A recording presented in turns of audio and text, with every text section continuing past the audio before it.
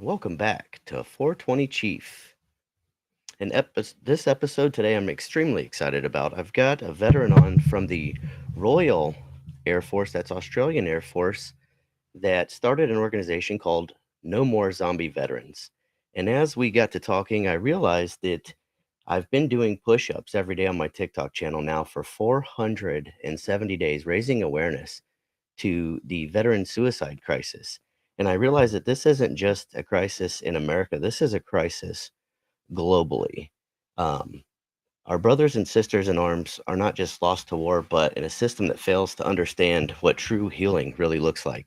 And that's why I'm honored and excited today to introduce Derek Pyrah, a 15-year Royal Australian Air Force veteran. Derek is on the front lines of a new kind of fight, advocating for the healing power of plant medicine and exposing the dangers of over medication. Together, we're spreading awareness on how cannabis and endocannabinoid systems are changing lives and saving them. So, with that being said, I introduce to you Derek. Welcome. How you doing? Yeah, good. Thanks, Ryan. Yourself?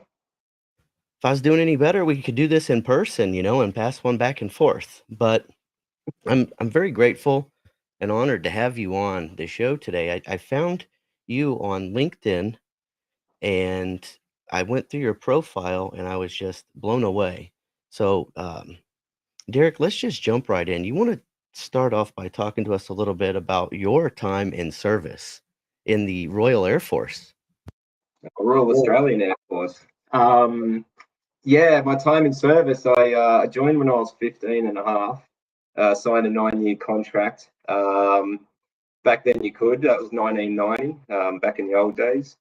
And yeah, I joined up as an aircraft airframe fitter. I was working on aircraft for about 9 or 10 years. And then I sort of got realizing that it was just a lot of carcinogens I was working with and wanted to do something different. So saw there was a new area opening up in the Air Force for IT and communications all being amalgamated. So I jumped in on that. It was freaking awesome. And yeah, went over, did some time in Iraq back in 03. And shortly after that, after about 6 months or 8 months over there, came back a little bit different. And yeah, I started having to get a bit of counselling, got on the meds, that sort of stuff. Wow, you joined at 15 years old. That's Yeah, that's incredible. Like I think that was I was crazy. 19 years old when I joined. I couldn't imagine my 15-year-old self or even any of my 15-year-old kids. I've got a 21-year-old son. I couldn't imagine him joining at 15. I've got a 16-year-old son. There's no way I can imagine him Yeah, joining yeah, at 15 years yeah. old. It was different times back then. I would definitely say. So you mentioned that you were having some issues when you got out. What kind of issues were you having from that transition from being in the military coming back to the civilian world? I guess it was a bit complex to transition because I joined at such a young age. So my whole growing up adult life was military focused. So there was obviously a big difference between having a military sort of mindset and being brought up in the military and then being released on the civilian world when you get out. It's there's normal. You just can't understand how people work outside the military. You get brainwashed when you join. In a sense, you get reprogrammed in your thinking, military mindset, all that sort of stuff. But I was having some troubles before I got out, which is why I got out. I didn't ever want to get out of the military. I loved it, dude. It was the best, exciting job, one of the best, funnest jobs in the world. The people are amazing you're working with. You're at the cutting edge of what you're doing in any field. But after Iraq, yeah, things were different. I was having issues. When I got back, my wife at the time and everyone else was like, they told me years later, they're like, it sort of looked like you, didn't sound like you, didn't walk like you, didn't talk like you, nothing, you know. As a few people said, like the Derek they knew died in Iraq, and the dude that came back was just some other person. Wow. And that's hard, because you don't understand that. You don't feel it. You don't realize it at the time that all this is happening. Mm. Yeah. You said you went to your VA and you were prescribed medications. kind of what transpired to get you to go and to seek some help and kind of talk to us what that looked like for you. Yeah, I think it was my wife that when I had a wife, she was like, "Hey, something's up. You need to go talk to the doctor on base. Like you're not acting right and this and that and the other." So yeah, I went and started getting counselling every week while I was still in, and then I thought this is ridiculous. I got to get out of the military. I don't know what's going on. So I got out and then applied to the VA or the DVA, they're called over here, Department of Veterans Affairs. And they started me on the antidepressant, just the normal stuff, a couple of things to start with. Within about 6 months, I was in a hospital, in a psych hospital for veterans. I was on besides antidepressants, I think I was probably on 2 antidepressants by then. I was on antipsychotics and a mood stabilizer and sleepers. And then, yeah, I guess once you get started on that prescribing algorithm, it's just you get a bit more at it over time. Certainly does. What types of side effects did that have on your physical health while you were going through this? Well, weight gain's the ones that start with, because your body's sort of slowing down, and you're getting the munchies all the time from all these psych meds are pumping into you. Weight gain, and then cholesterol level goes up, blood pressure goes up. Organs start shutting down a bit over time as well. Then you have to have other medications to counter those adverse side effects as well, and you know starts accumulating. Now, how much weight did you put on from? About 40 kilos. So I'm normally 80 kilo, and yeah, I went up to about 120. I Wow. think I might send you a photo of what it looks like. It was a bit, yeah, no one recognized me once I got back, years later after everything, and I've gotten back down to my normal size that I am now. But yeah, it was different. Trying to blow that up. I couldn't pull it up on the computer so I can show people here. Oh yeah, there we go. Yeah, I'm the ranger on the left. Wow. And then this was your That was my daily meds. Yep. wow. Yeah, that's quite a bit. I can't even quickly. I can't count all of that. That's quite a bit, Derek. Yeah. Yeah. Okay, so you said after about 6 months you were back in the hospital. What happened from there? I guess I got into the hospital system and I was on all the psych meds, and they're like, dude, you've got PTSD. This is what you have to do. You have to take your meds. You have to go to hospital. You have to do group sessions, cognitive behavioral therapy, just anything that's going to help you. And the first time I went in the hospital back in 2006, I think it was, there's all the Vietnam veterans were the ones in hospital back then. Like, we were the new guys coming through from the new conflicts. And one of them, they pulled me aside and they're like, dude, you got to get yourself right, not for you, but for your kids. Our kids didn't have a chance and they're all screwed up. So we've fought for what rights you've got now. And so you just got to get as good as you can for your kids. And that's what my focus has been, Ryan, just to try and get better as best I can and be there for my kids. Absolutely. Um, what did you think of that cognitive therapy that you were doing with the Department of Veteran Affairs? Did that help you out at all? Getting involved Um, in those programs? yeah, I mean, it all has its place. It's understanding where things are at. It's understanding why you're seeing things how they are. I mean, for me, anything that's going to help me understand what's wrong with me and what's going on, and then how do I fix it? That's the information you need. Absolutely. I did want to ask, when did you find cannabis? Oh, well, I think it was about 10 years ago. My marriage ended, and I was left temporarily homeless. So as you do, if you've got a really loving mother, you move in with your mum for a bit. And hey, shout out to Adriana, she's amazing. President of a Rotary Club at the moment as well, so she's pretty cool. Anyway, so I at that stage, I'd had this crippling anxiety in my chest for about 3 or 4 months. It felt like someone was just constantly kneeling on your chest. It was shocking. I just went and got a bit of local cannabis off the street, went around the corner, had a little smoke.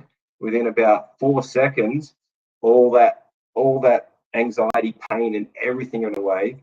My head cleared up, and I was like, what the heck's going on? Not one of the medications I'd been on could do anything like that. The best it could do was knock me out for a day. So that was my introduction to cannabis for PTSD and mental health for me, anyway. Now, did you try this by yourself your first time? Yeah. Oh, wow. Yeah, just a bit of cannabis. I was desperate for some relief. Like, and this was before you had dispensaries set up, correct? So you hadn't. oh yeah. We over here in Australia, 2016 is when Lucy Haslam over here in Australia from United in Compassion fought to get medicinal cannabis approved as a medication because her son Dan was dying. So they formed what was called Dan's Law and introduced medicinal cannabis over here. Okay.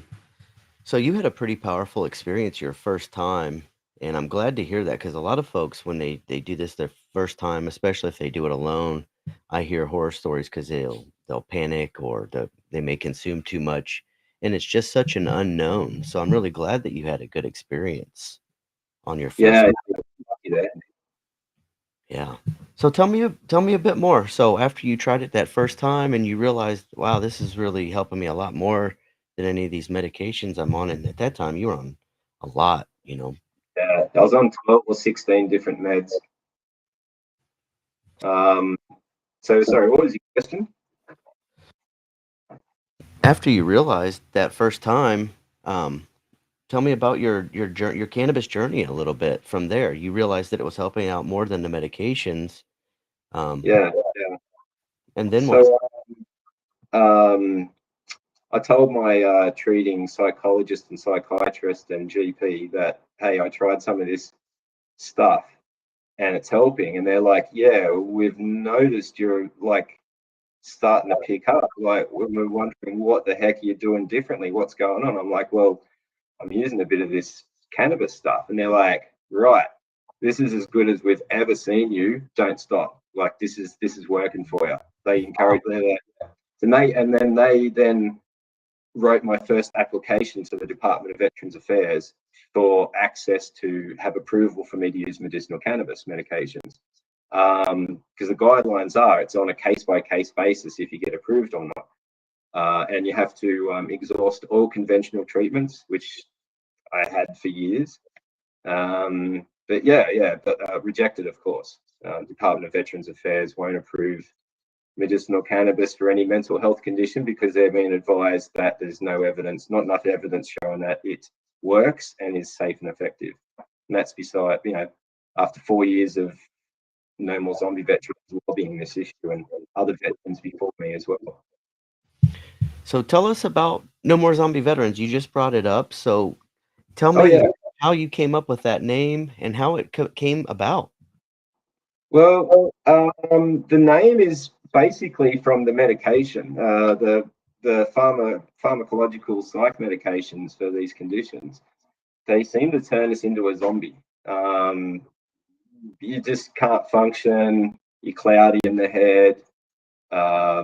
Everything. It's you ask any veteran and they'll say at some stage the medication's making me feel like a zombie.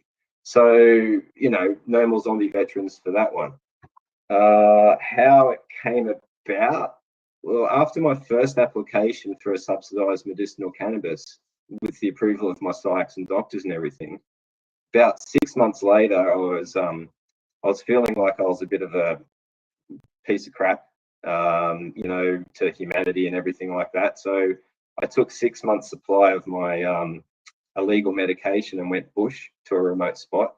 And the very next morning, a couple of police officers rocked up, and there was no one else around the whole area, but they were investigating reports of a rifle being shot there about a week before. So they're like, "Hey, dude, what are you up to?" I'm like, Nothing. They're like, you doing anything dodgy? And I'm like, maybe. So hang on, hit the recording button on their vests. All right, Constable such and such and such and such here from blah blah blah police station. Anyway, and it went from there. And I joined the military at such a young age. If authority tells me to do something, I comply. That's just how Yes, you are. sir. Yes, sir. You know. And there you are, like you said, a 6-month supply. 6 months supply. Yeah, it was like a bag of just leaf and kif. It was nothing special, but it was organic and it worked, and it was my medication. So that obviously got confiscated on the spot. I had to go to court, and due to the amount I had, I was facing a maximum sentence of 10 years jail. Wow. So yeah.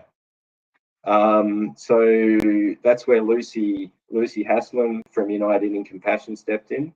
Australia's medicinal cannabis campaigner, founder, amazing woman. She organised a doctor and a company to prescribe me medicinal cannabis for free because I couldn't afford it. It's a rich person's medication over here. And she organised some legal representation and everything. We went to court, and the magistrate saw what was happening. He had no problems. He dismissed all the charges, and court ordered me to take my medicinal cannabis medication. That's amazing. And that had to be kind of, scary going through that at the same time, with the laws. Yeah, you're just trying to get well, and then you're facing, potentially jail time, a minimum court appearance, and everything else, and a bit of stress. But yeah, you have to get through it. So you started No More Zombies. And tell us a little bit about some of your campaigning and what you're working to do. Well, campaigning has involved writing letters to the ministers in charge of Veterans Affairs, contacting my local ministers, writing more letters, asking for interviews or appointments. And after a first year or two, that wasn't really getting anywhere, of course. I started just doing more of the social media side. So lately we've started putting out a couple of videos which are on our No More Zombie Veterans Instagram channels.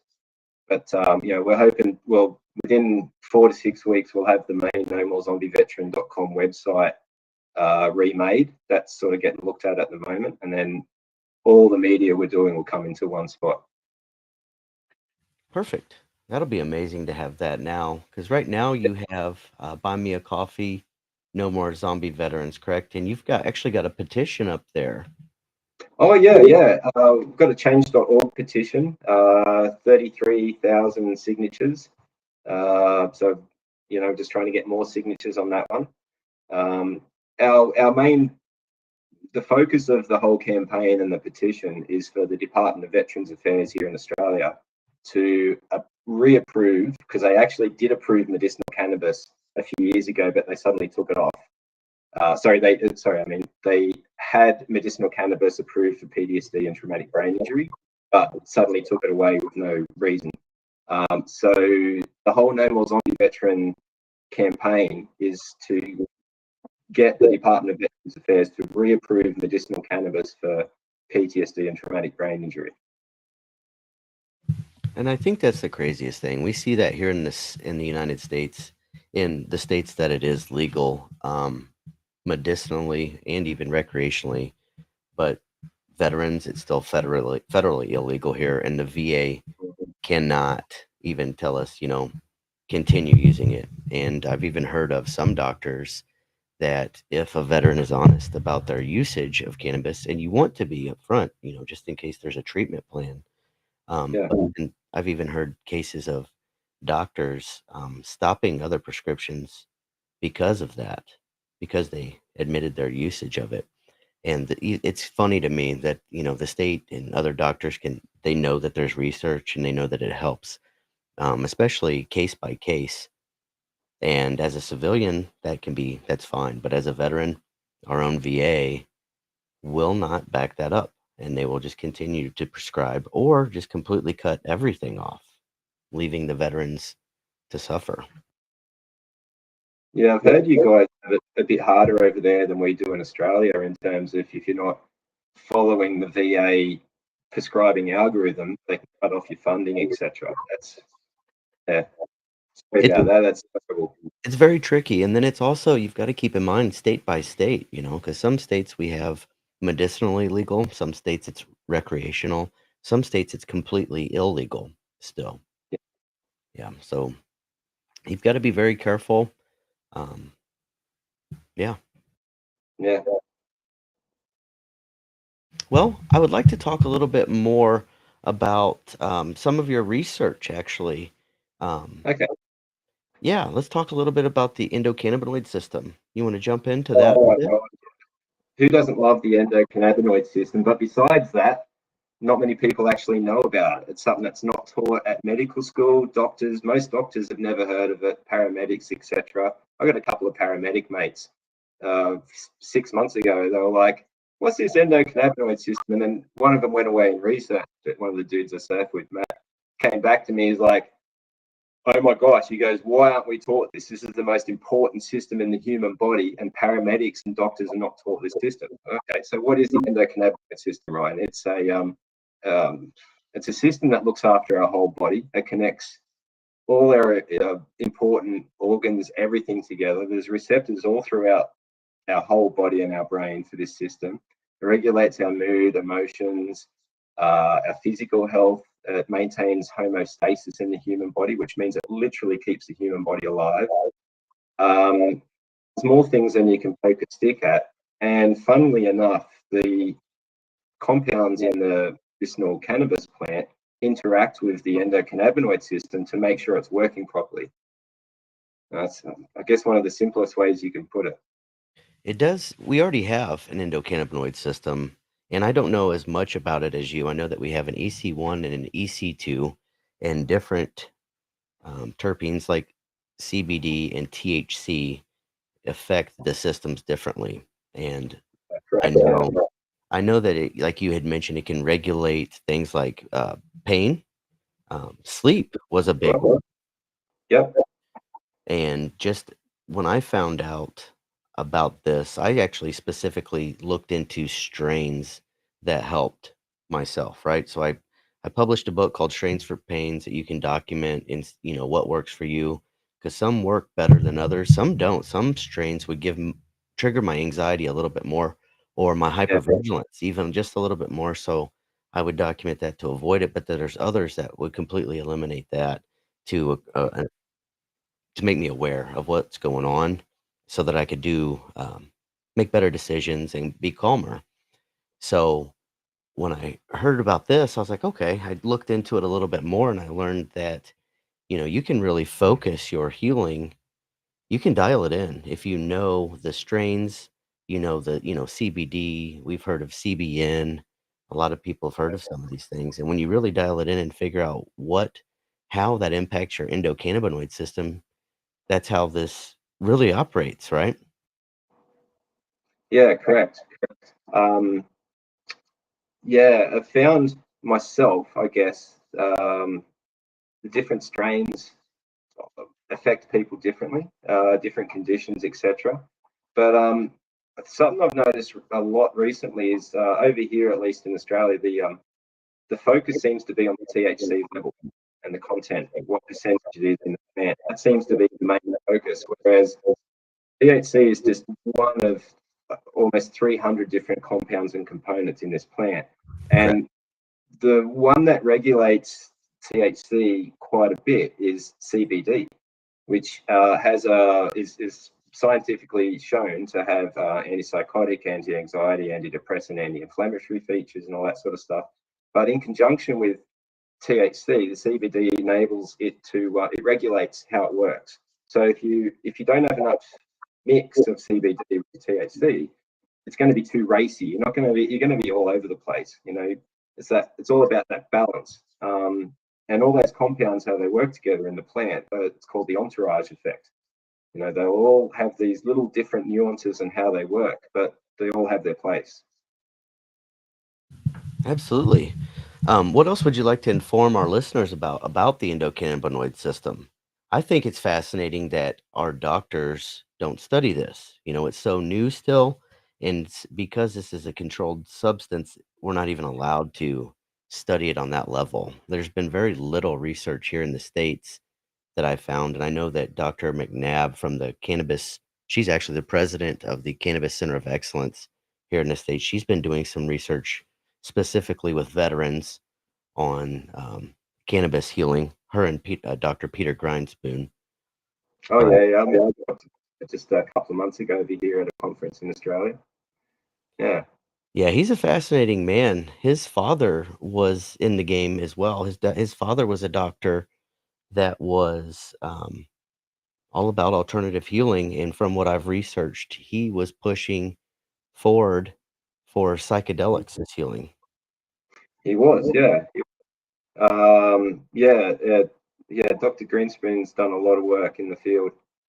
I guess the best thing people can do is just learn about the endocannabinoid system. Once you get an understanding of the ECS, endocannabinoid system, um, you can look at how you operate your own health for yourself. You can look at, okay, is this going to be healthy for me or not? Is this going to help my ECS function, or is it going to dysregulate it and then cause me to not operate properly? You know, cause me to have issues and physical pain and all sorts of stuff, inflammations. So by looking after our ECS, we look after ourselves. I would agree. I would agree, and know what you're consuming too is very important. I always recommend that. I did want to ask you to talk a little bit about some of your research and how you've used that, because you told me a story. You've used that for other countries, even to push through policy. Yeah, Ukraine years ago came to us. So I guess with this whole no more zombie veteran thing and you know fighting for Veterans Affairs over here in Australia to change their policy back to reapprove medicinal cannabis for mental health conditions, we had to do a lot of research to actually prove our case. You know, show what's the benefits, how does it work, give us all the studies, you know, research all the studies, pros and cons, current medications versus medicinal cannabis compounds. Um, we had a group from Ukraine come to us about 2 years ago. I think they were called Cannabis to Ukraine. Bogdan, I can't pronounce his last name. I've tried to get in contact with him since, and I'm not actually sure he's actually on the planet anymore, to be honest.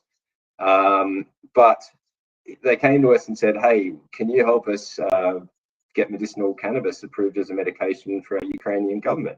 I went, yeah, for sure. Here's all the information we're giving to our current government. Hope it helps. And then, funnily enough, the Ukrainian government looked at the evidence and went, "Oh wow, not only does it work, it's also cheaper and they get better. Yeah, let's approve this stuff." Straight up. Almost like it was that easy, huh? Literally, literally. But hey, we help someone else, and that's what it's about. What are your current struggles in Australia right now with that legalization? Um, Politics and stigma. So, because we've had 100 years now of prohibition against this plant that's a medicine food, we've had 4 or 5, 6 generations of Australians over here that have been brought up being told that it's evil, you're going to lose your soul, it's worse than heroin, it's worse than crystal meth, don't do it, you know, alcohol's good for you, cannabis is bad for you, all that sort of stuff. So what we come across here not only is the politics and the politicians, it's also educating people and just the general public, which is where we're getting to with the No More Zombie Veterans campaign by getting our website more organized, getting more active on the social medias, just talking about the endocannabinoid system and just engaging with people about it, answering their questions. Do you in Australia, do you guys have any conferences, any Canna expos or anything like that? Yeah, we have a yearly one that's once again Lucy Haslam from United in Compassion puts on. I think the one this year was her last one, the Australian Medicinal Cannabis Symposium up in Brisbane, sunny Brisbane, beautiful spot. But yeah, that's a yearly event. There is another cannabis yearly event, and I forget what that one's called. But the Australian Medicinal Cannabis Symposium that Lucy runs yearly, it's there to bring everyone together from all facets of this, the scientists, the doctors, the nurses, the patients, the growers, the politicians. It provides a spot for education as well, certification and education on medicinal cannabis training, and it just brings everyone together and tries to make it more efficient, I guess, or just yeah. And you'd mentioned earlier that cannabis was quite expensive where you're at. Is that still the case today? Yep. Yep. Um, People refer to it as a rich person's medication, and that's because pretty much rich people can afford it. It's not subsidized. So in terms of veterans, if you've got a mental health issue from your service overseas and you're on a small pension or whatever from Veterans Affairs, you can't afford medicinal cannabis yourself. So the easier alternative is street cannabis, because to get it, you don't have to go through a whole heap of hoops and find a doctor that prescribes and all this sort of stuff. Obviously, there's a million downsides with street cannabis. The chemicals it's grown with are all labeled not for human consumption. It's at an unregulated high THC level that's going to cause psychosis no matter what. And the criminal side of it, like, I was facing 10 years jail just for accessing my medication. So the hurdles for people accessing medicinal cannabis, yeah, it's a cost thing. It's also where to get it from. Some studies recently just done over here in Australia have shown that that's the biggest cost, and where to get it from, which doctor and what product to get are the two biggest barriers. So what can people do there to help with that? I mean, at this point, the barriers you said are the political and also monetary. What can people do to kind of help, one, break these stigmas, two, help um, get the information out? Like, what can the listeners do to help out? Um, in general, I guess, you go to see a politician and things like that. But if people listening want to help with what No More Zombie Veterans is doing, which I guess in a sense is not just lobbying for a policy change with the Department of Veterans Affairs, it's also advocating for medicinal cannabis as a legit medication and giving the reasons why. So we're educating, well, hopefully we're trying to educate people and break down stigma so that it's more accessible. Question, what can people do to support? Yeah. Well, we have a couple of ways to support. We've got, for No More Zombie Veterans, there's a signature campaign. We're almost up to 35,000 signatures on change.org. We're on the social medias, so people can follow us on Instagram, TikTok, Twitter, YouTube, just sort of getting the YouTube channel a bit more running today. We also have a funding thing as well. If anyone feels like they'd want to contribute financially to what we're doing, there's a Buy Me a Coffee platform as well. And anything from that goes, like, this is running a few bits and pieces to keep this campaign going. It costs a couple of bucks. It doesn't cost $1 million, but it costs a couple of bucks. And I think that's where Buy Me a Coffee platform comes in. It's only like $1 or $5. That's if you can. But even if people can't contribute financially in that way, yeah, they can sign the signature campaign. They can contact their local members of parliament and say, hey, what's going on? Change these laws. They can learn about their own endocannabinoid system. Yeah, there's lots they could do.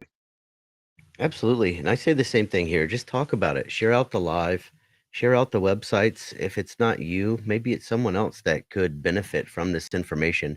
And Derek, every episode I ask veterans, what would your message to another veteran be if they're on the fence about even just trying cannabis? What would you say to them?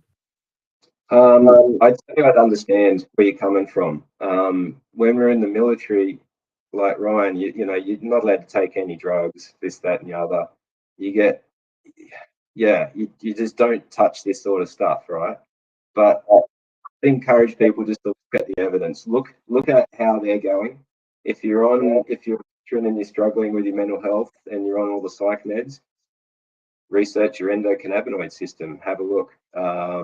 Look at the No More Zombie Veteran website. We've got a comparative study between psych meds and medicinal cannabis, pros and cons. Shows a lot of interesting bits and pieces there. Just main thing is look after your own health and don't give up. Can you talk a little bit about those side-by-side comparisons? And I ask that because 68% of every United States veteran that gets out gets prescribed benzos or SSRIs. So can you talk a little bit about the effects, the long-term effects, and just a little bit of the difference between those and cannabis, so that our listeners will have a better understanding of that? Yeah, for sure. Probably be a bit controversial to talk about it, but if I'm just going off basic scientific studies, and this isn't coming from me, this is like peer-reviewed literature and studies and everything. We've got a comparative review of pharmacological mental health medications versus medicinal cannabis and the endocannabinoid system on the No More Zombie Veterans site. We list all the different mental health medications, your benzos, your Z drugs for sleeping, antidepressants, anticonvulsants, antipsychotics. They're the main things you chucked on for PTSD and traumatic brain injury. Benzos and the Z drugs linked to dependency, withdrawal symptoms, increased mortality risk, cognitive dysfunction, long-term use associated with Alzheimer's and suicide risk. Antidepressants, increased cardiovascular disease, all-cause mortality is noted, elevated suicide risks. Also, studies are now starting to show that the long-term use of antidepressants is causing permanent sexual reproductive failure, and we're getting kids as young as 12 put on antidepressants. Anticonvulsants have once again increased risk of mortality, increased risk of suicide, mood disturbances, and a host of other effects. Antipsychotics, metabolic dysfunction, so they start shutting down your body. Cardiovascular issues, of course, sexual dysfunction, suicide risk, and a host of other things. And then if you switch it around and look at the other side of the fence, the non-approved medication, e.g. medicinal cannabis, the studies show modulating the endocannabinoid system aids in mood regulation, stress reduction, and cognitive restoration. It's generally in all studies found to be generally well tolerated, lower addiction and overall overdose risks compared to traditional psychotropics. CBD is, of course, found to have antidepressant, antipsychotic, anti-inflammatory benefits. The minor side effects with medicinal cannabis, and bearing in mind, not every medication is suited to everyone. Right? Not everyone will respond to medicinal cannabis, just as not everyone will respond to traditional psychotropic, synthetic pharmacological medications. But the minor side effects of medicinal cannabis are dry mouth, a little bit of drowsiness, and maybe a change in appetite.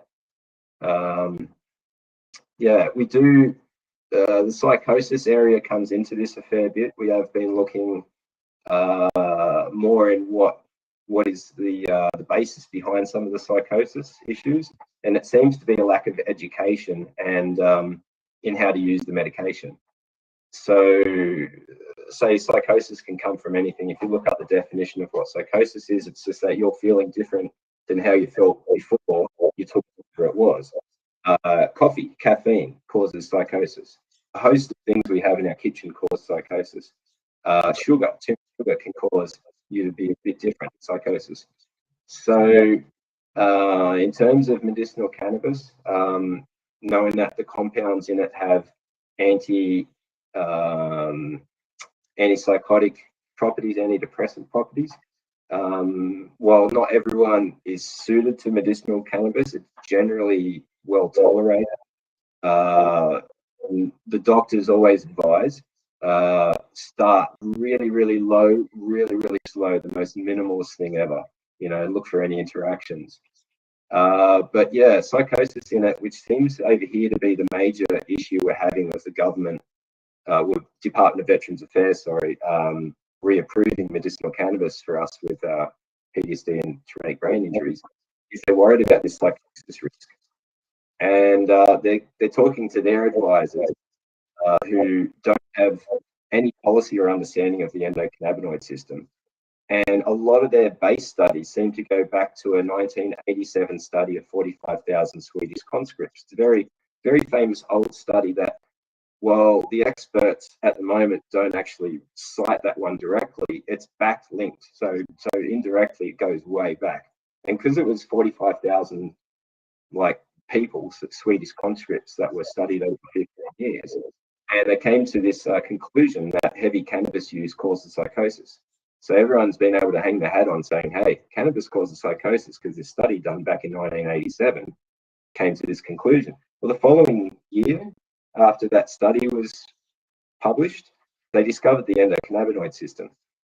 So, it's like this system that actually shows how the medicinal cannabis compounds work was discovered the year after this major psychosis, sort of medicinal cannabis psychosis study was found.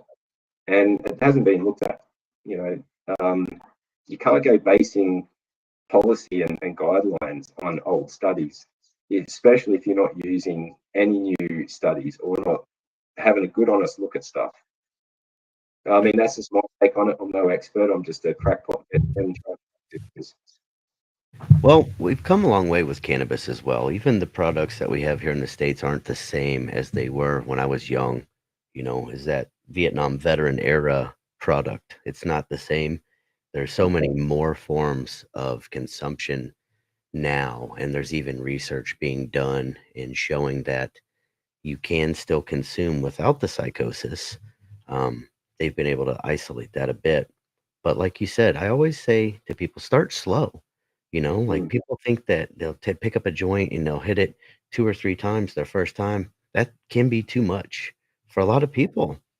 Start slow, take a little bitty puff, wait. It doesn't take long. It doesn't take long to know, you know, if it's working, if you'll feel it, you'll feel the difference. So thank you for bringing that up. Oh, Then that's okay. But the important thing is that people have to work in conjunction with the prescribing doctor in all their health and medications and everything. You got to consult the experts. It doesn't mean you can't question the experts. By all means, I mean, democratic countries, we can sort of look into stuff a bit ourselves. yes, do your own independent research. This information is out there, and that's why I do this podcast, is to get more and more veteran stories of healing through cannabis out so that we can break this stigma. I've run into so many veterans who think that I'm just a stoner and I can't get anything done. And I have someone like yourself on, Derek, who you had gained quite a bit of weight, and look at you now, and people, for our listeners, Derek's a surfer now, y'all.